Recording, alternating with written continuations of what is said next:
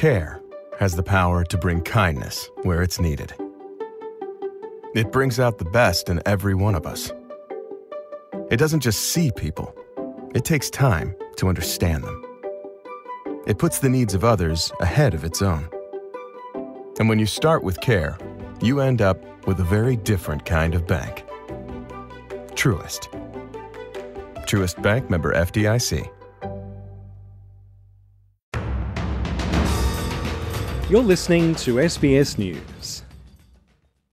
The Bank of England pulled a surprise move and changed interest rates from its record low of 0.1%. Bank of England Governor Andrew Bailey says there are signs of further inflationary pressures, so action is necessary to try to ease price increases.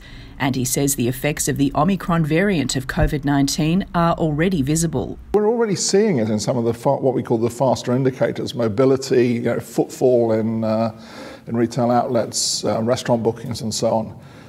It's not, however, clear whether it will cause inflation pressure to come down or even go up. And that's, I'm afraid, a very important factor for us. The bank chief also says the labour market is suffering and recruiters are struggling to find workers. Mr Bailey says domestic costs and price demands are likely to remain ongoing issues.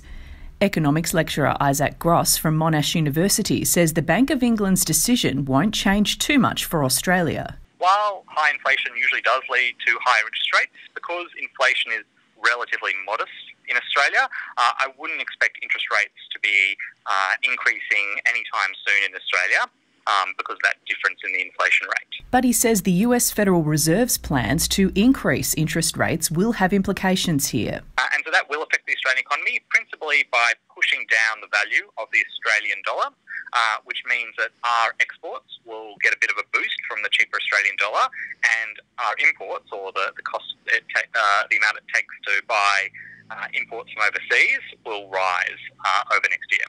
On Wednesday, the Fed said it was fast-tracking the phasing out of its bond-buying stimulus, the first step towards further rate rises in 2022. The costs of goods and services in the US have risen by almost 7%, and that's putting a strain on lower-income households. Families are worried about costs ahead of the holiday season. Michigan residents like Charles Carroll say it'll be a difficult Christmas this year.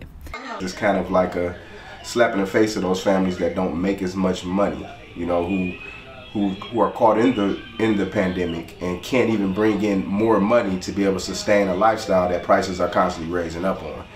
An International Monetary Fund director, Jerry Rice, says the Federal Reserve's reaction is proportionate. Continuing to set policy in such a data-dependent way will help keep inflation expectations anchored. However, this faster pace of Fed normalization does increase the risks faced by countries relying on dollar funding, especially emerging and developing economies. Norway's central bank is also raising the interest rate to 0.5%, and officials say it could signal more hikes next year. Stephanie Corsetti, SBS News.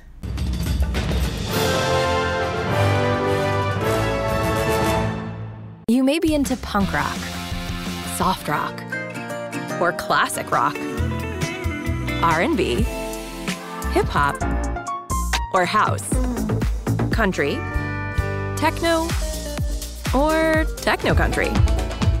But no matter what kind of music you listen to, here's something else you should hear. Please consider getting vaccinated. Talk to your pharmacist today about Comirnaty, COVID-19 vaccine mRNA. This message brought to you by BioNTech and Pfizer.